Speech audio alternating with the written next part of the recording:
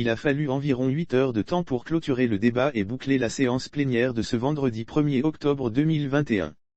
Parmi les 3 projets de loi discutés, figure celui portant modification de la numéro 2011-010 du 16 mai 2011 fixant les conditions d'exercice de la liberté de réunion et de manifestation pacifique publique, modifiée par la loi numéro 2019-010 du 12 août 2019.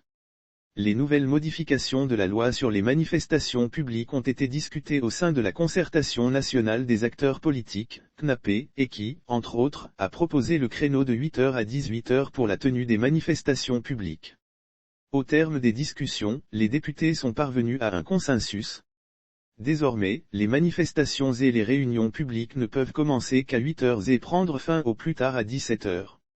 Si certains, au départ, s'alignaient sur la proposition de la CNAP, d'autres proposaient également dans la même logique au plus tard 16h pour éviter un télescopage entre les manifestants et les fonctionnaires ou encore d'autres citoyens non concernés par les manifestations qui cherchent à regagner librement leur domicile le soir.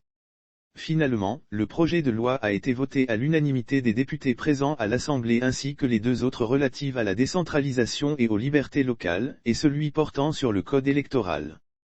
Selon la présidente de l'Assemblée nationale, Yava Segan, les 3 projets de loi répondent concrètement aux besoins exprimés par les acteurs politiques dans le cadre de la concertation nationale tenue cette année.